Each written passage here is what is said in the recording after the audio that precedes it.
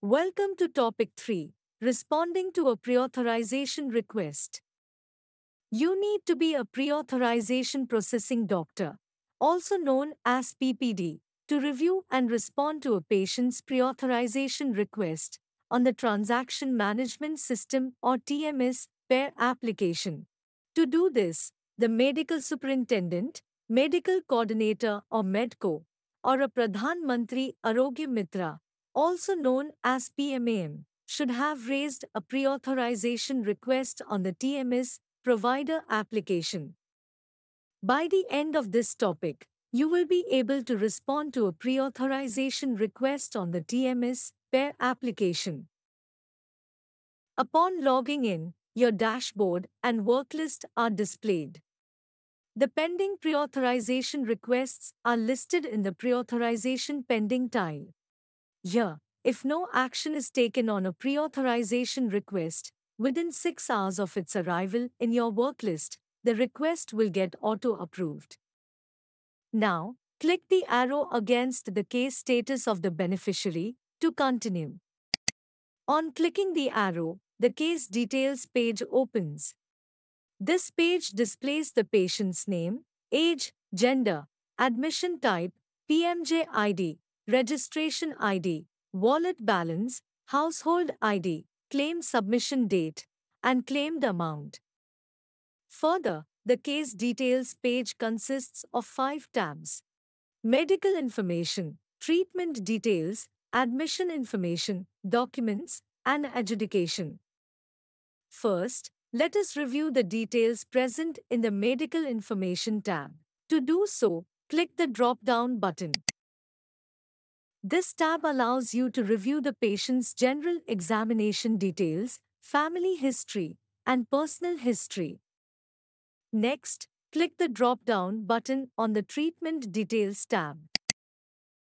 In the Treatment Details tab, review patient's diagnosis details, treatment plan, and the care team details. Then, click the drop-down button on the Admission Information tab.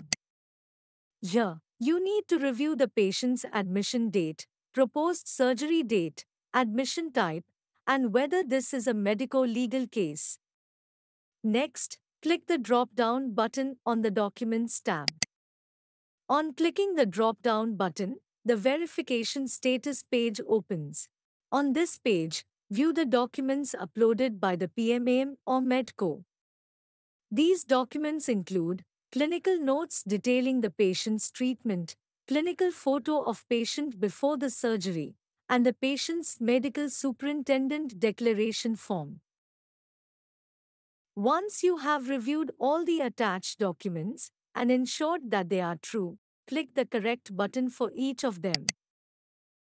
When you mark the documents as correct, a green checkmark appears for each of them. Now, click the Back to Case button to return to the Case Details page.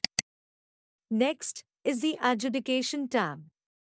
The Adjudication tab is divided into 2 sections: Static Details about Procedures and Actionable Details. In the Static Details about Procedures section, you need to review the package code and type, package cost, quantity, adjudication factor, incentive, and the amount requested. In the Actionable Details section, you need to take an action on the pre-authorization request. This tab also displays total amount package without incentives, total adjusted package amount as per guidelines, total payable amount after incentives, EUP amount, miscellaneous amount, pre-auth amount claimed, and the pre-auth amount that is approved after technical evaluation. After reviewing all the details, you need to go to the Actionable Details section and click the drop-down button in the Action column. The drop-down contains 3 options: Approve, Query, and Reject. Select an appropriate action based on your review. When you select Approve, a response is sent to the TMS provider application, and this request gets moved to the Request is Under Treatment tile on the TMS provider application. When you select Approve, You also get an option to assign the preauthorization request to another PPD. When you select Query, a response is sent to the TMS provider application, and this request gets moved to the Request is Claims Queried tile on the TMS provider application. And when you select Reject, the pre-authorization request stands rejected. For this training, let's continue with approving the claim request. Click the drop-down button in the Action field and confirm your choice. Here, you can also select Assign if you want to assign the pre-authorization request to another PPD. On selecting Assign, you will also need to select the PPD to whom you want to assign the request. For this training, let's continue with approving the claim request. Enter a relevant remark related to your action in the Remarks field. Once done, click the Submit button. On clicking Submit, based on the action taken, the application will either send the request to the provider for further action or reject the pre-authorization request. With this, you have come to the end of this training. You have now learnt how to respond to a pre-authorization request on the TMS Pair application.